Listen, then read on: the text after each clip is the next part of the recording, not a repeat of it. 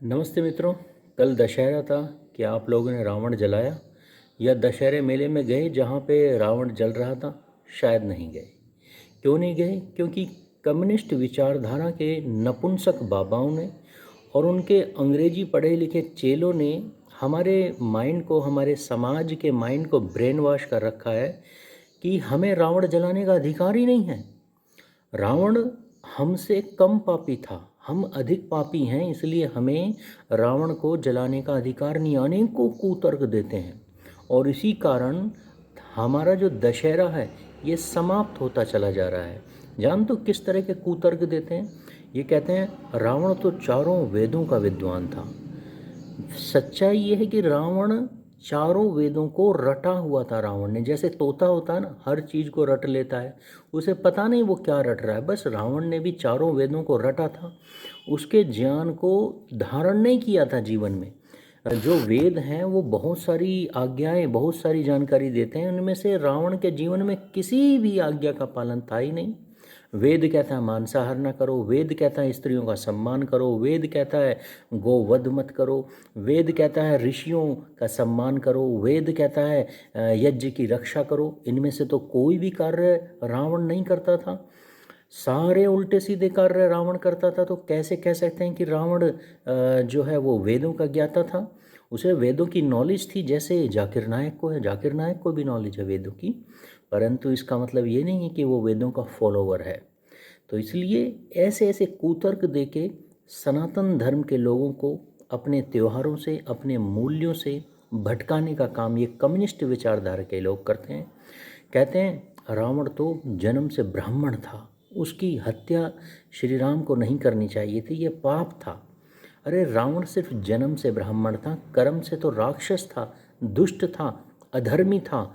हमारे सनातन धर्म में जन्म से नहीं माना जाता, कर्मों से माना जाता है। कुतर्क देते हुए कहते हैं रावण तो संयमी था, सीता माँ उसके घर में अशोक वाटिका में कितने महीनों तक रही, उसने छुआ तक नहीं। संयमी नहीं था। अगर संयमी होता तो माँ सीता का अपहरण ही नहीं करता। अगर संयमी होता तो अनेकों स्त्रियों का जो उसने अपहरण कर रखा था, ये मैं नहीं कह रहा हूँ, ये मेरे हाथ में है, वाल्मीकि रामायण ये बताती है, उसने एक नहीं अनेकों स्त्रियों का अपहरण किया होता। उसमें अपनी बहन के कहने पर जोश जोश में अपहरण तो कर लिया, परंतु वह समझ गया कि गलती हो गई है बहुत बड़ी। प्राण चाहता है, जीवित चाहता है, अपनी रक्षा करना चाहता तो माँ सीता को हाथ तक नहीं लगाना, बस इसलिए उसने हाथ नहीं लगाया। संयम जैसी चीज़ नहीं थी उसके जीवन में। जानते हो, लोग कहते हैं श्री राम भी उसका सम्मान किया करते थे। उन्होंने लक्ष्मण को भेजा रावण के पास मरते समय शिक्षा लेने के लिए। जानते हो, कम्युनिस्टों ने इस देश में अनेकों रामायण चला रखी हैं, प्रचारित कर रखी हैं, सारी मिलावटी हैं। वो रामायण जो भारत के गुरुकुलों में पढ़ाई ही नहीं जाती, भारत के गुरुकुलों में शुरू से जो रामायण पढ़ाई जाती है वो ये है मेरे हाथ में। और इस रामायण में स्पष्ट लिखा हुआ है कि श्री राम ने रावण का वध ब्रह्मास्त्र का प्रयोग करके किया था, और जैसे ही ब्रह्मास्त्र लगा रावण राख बन गया। राख राख भी नहीं मिली लोगों को, तो किसके पास शिक्षा लेने भेजेंगे लक्ष्मण को? ये सारी झूठी बातें हैं, ऐसी कोई घटना हुई ही नहीं। और ये सारी भ्रमित, ये सारी कन्फ्यूज़न वाली चीज़ें समाज को सिखाई जाती हैं ताकि हमारे ही मूल्यों से विश्वास समाप्त होता चले जाए। मित्रों, ये कम्युनिस्टों की चाल है। उन्होंने सैकड़ों मिलावटी रामायण संसार में प्रचारित कर रखी हैं कि कहीं से भी इन हिंदुओं के घर में सही रामायण ना पहुंचने पाए। ऐसी रामायण जिनमें धर्मनिरपेक्षता की शिक्षाएं हैं, ऐसी रामायण जिनमें शत्रुओं के प्रति सॉफ्ट कॉर्नर पैदा किया जाता है। और जानते हो, इन रामायण को प्रचारित करने वाले बाबा कौन कौन से हैं? ये जो दशहरे का विरोध कर रहे हैं ना आजकल, इसमें है एक आचार्य प्रशांत, इसमें है ओशो, रजनीश का नाम सुना होगा।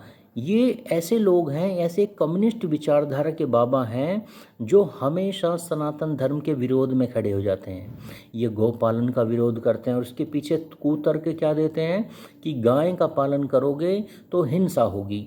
अरे भाई, आप करोड़ों के बाबा हैं, लाखों अरबों खरबों संपत्ति है, क्या एक आश्रम बना के अहिंसा पूर्वक किसी गाय का पालन करके आप समाज को शिक्षा नहीं दे सकते कि गाय का पालन ऐसे किया जाता है? पर नहीं, ये चाहते ही नहीं कि गाय का पालन हो। हाँ, कुत्तों का पालन करते हैं, कुत्तों से मुंह चटवा लेते हैं। विचार कीजिए, इनका उद्देश्य साफ है कि सनातन धर्म के लोग बस अपने मूल्यों से भटक जाएं।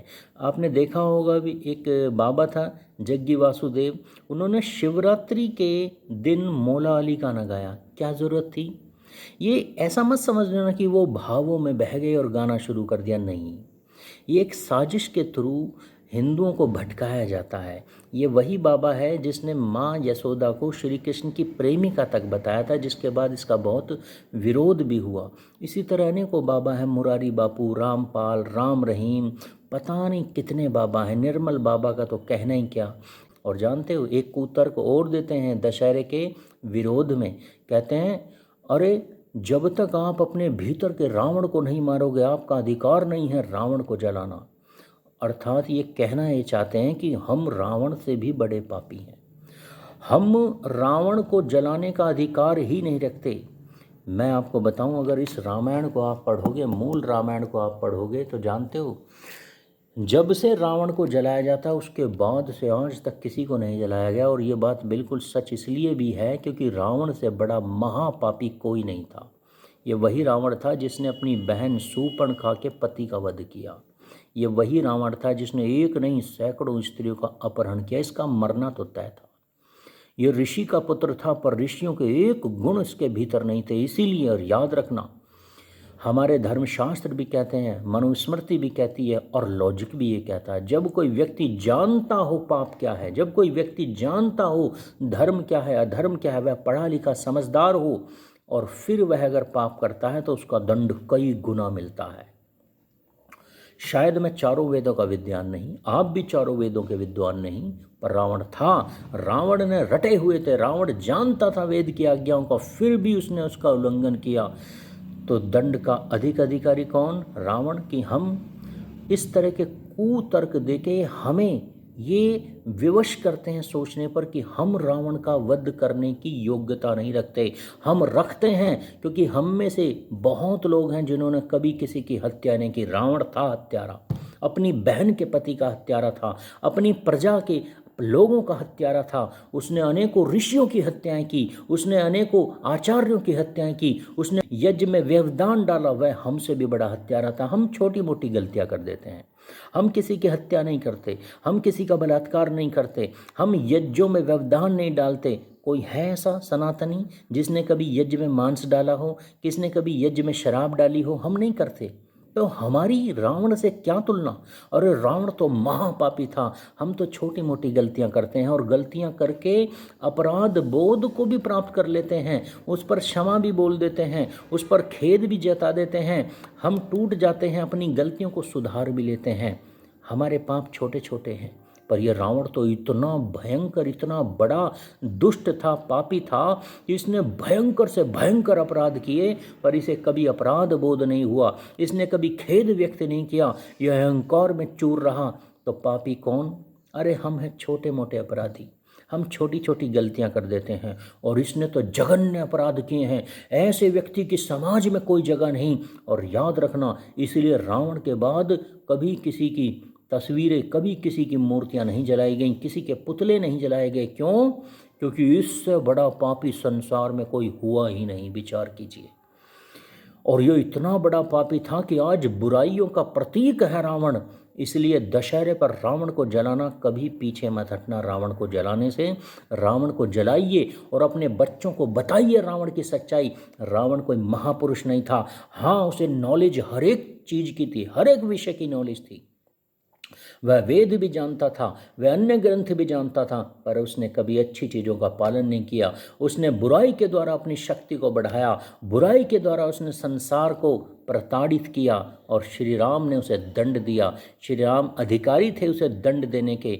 और आज हम सबको बुराई के इस प्रतीक को जलाकर अपने बालकों को, अपनी संतानों को ये शिक्षा देनी है कि बुराई की पराकाष्ठा में जो जिएगा उसका यही अंत होना है। सभी को धन्यवाद।